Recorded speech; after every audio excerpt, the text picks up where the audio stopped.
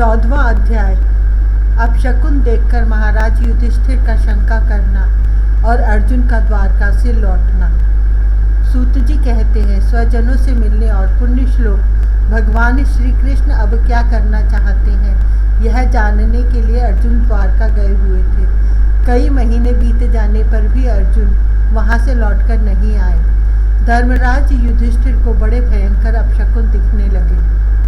उन्होंने देखा काल की गति बड़ी विकट हो गई है। जिस समय जो ऋतु होनी चाहिए उस समय वह नहीं होती और उनकी क्रियाएं भी उल्टी ही होती हैं। लोग बड़े क्रोधी, लोभी और असत्य परायण हो गए हैं। अपने जीवन निर्वाह के लिए लोग पापपूर्ण व्यापार करने लगे हैं। सारा व्यवहार कपट से भरा हुआ होता है। यहाँ तक कि मित्रता में भी छल मिला रहता है। पिता माता, सगे संबंधी, भाई और पति पत्नी में भी झगड़ा टंटा रहने लगा है। कलिकाल के आ जाने से लोगों का स्वभाव ही लोभ, दंभ आदि अधर्म से अभिभूत हो गया है और प्रकृति में भी अत्यंत अरिष्ट सूचक अपशकुन होने लगे हैं। यह सब देखकर युधिष्ठिर ने अपने छोटे भाई भीमसेन से कहा। युधिष्ठिर ने कहा, भीमसेन, अर्जुन को हमने द्वारका इसलिए भेजा था कि वह वहां जाकर पुण्य श्लोक भगवान श्री कृष्ण क्या कर रहे हैं इसका पता लगा आए और संबंधियों से मिल भी आए।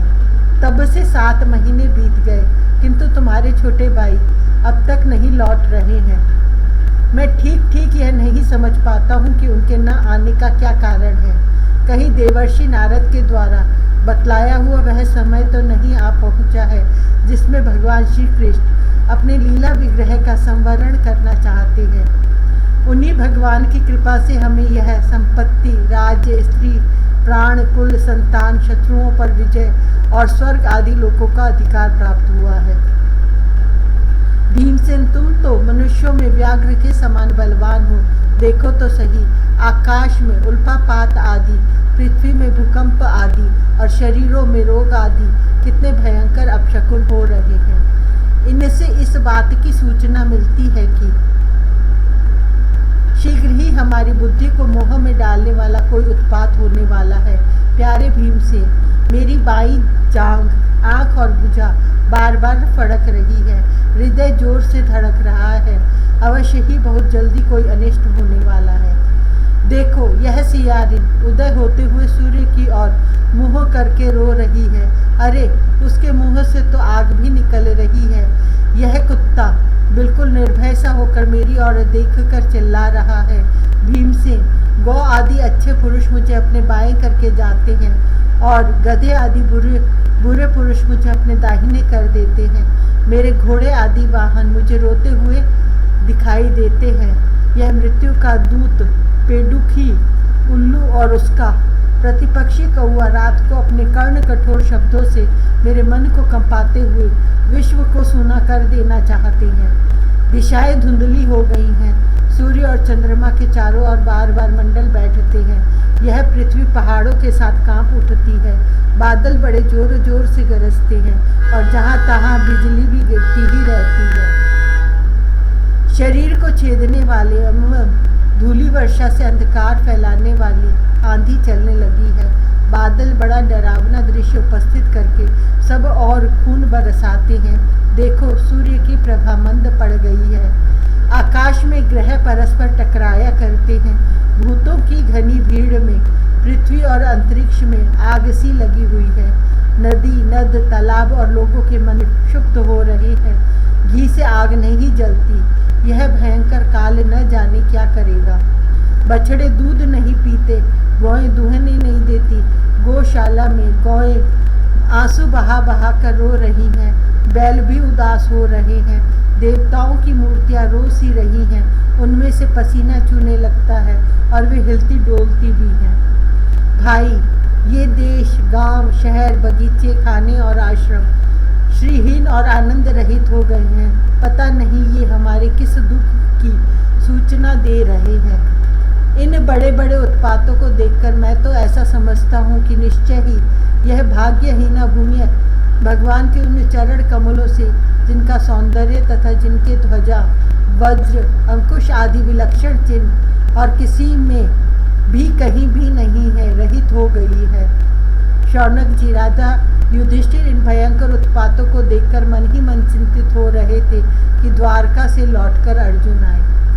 युधिष्ठिर ने देखा अर्जुन इतने आतुर हो रहे हैं जितने पहले कभी नहीं देखे गए थे।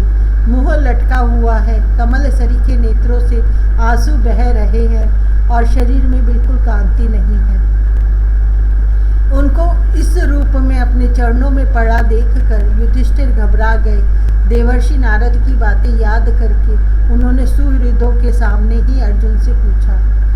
युधिष्ठिर ने कहा, भाई, द्वारकापुरी में हमारे स्वजन संबंधी मधु, भोज, दशार, आर, सात्वत, अंधक और वृष्णिवंशी यादव कुशल से तो हैं। हमारे माननीय नाना शूरसेन जी प्रसन्न हैं। अपने छोटे भाई सहित मामा वसुदेव जी तो कुशल पूर्वक हैं।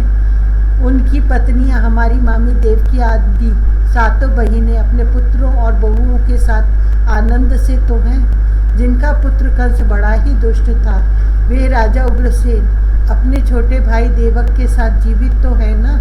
ऋदिक, उनके पुत्र कृतवर्मा, अक्रूर, जयंत, गद, सारण और शत्रुजित आदि यादव वीर सकुशल है ना। यादवों के प्रभु बलराम जी तो आनंद से हैं। वृष्णि वंश के सर्वश्रेष्ठ महारथी प्रद्युम्न सुख से तो है ना। युद्ध में बड़ी फुर्ती दिखलाने वाले भगवान अनिरुद्ध आनंद से है ना। सुषेण, चारुदेशन, जाम्बवती नंदन, सांब और अपने पुत्रों के सहित ऋषभ आदि भगवान श्री कृष्ण के अन्य सब पुत्र भी प्रसन्न है ना। भगवान श्री कृष्ण के सेवक श्रुतदेव, उद्धव आदि और दूसरे सुनंद, नंद आदि प्रधान यदुवंशी जो भगवान श्री कृष्ण और बलराम के बाहुबल से सुरक्षित हैं, सबके सब सकुशल है ना। हमसे अत्यंत प्रेम करने वाले वे लोग कभी हमारा कुशल मंगल भी पूछते हैं। भक्त वत्सल ब्राह्मण भक्त भगवान श्री कृष्ण अपने स्वजनों के साथ द्वारका की सुधर्मा सभा में सुखपूर्वक विराजते हैं ना। वे आदि पुरुष बलराम जी के साथ संसार के परम मंगल, परम कल्याण और उन्नति के लिए यदुवंश रूप क्षीर सागर में विराजमान है।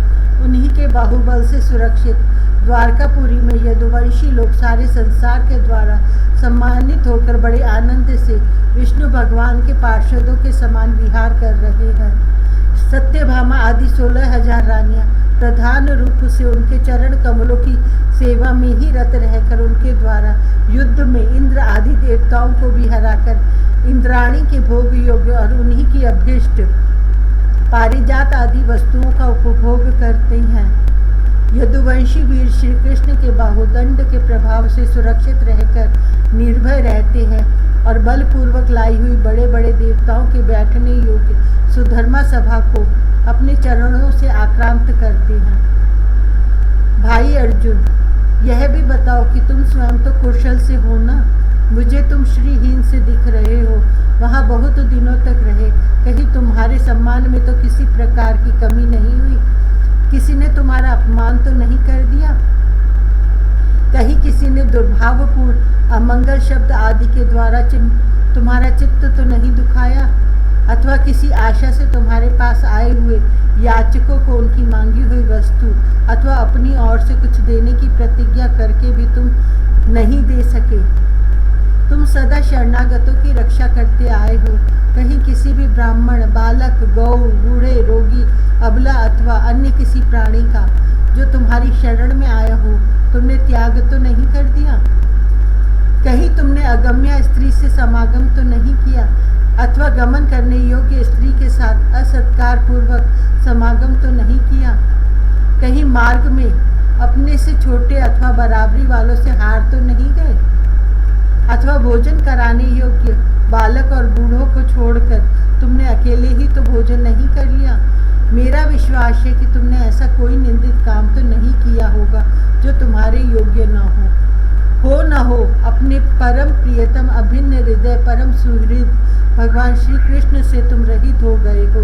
इसी से अपने को शून्य मान रहे हो। इसके सिवा दूसरा कोई कारण नहीं हो सकता जिससे तुमको इतनी मानसिक पीड़ा हो।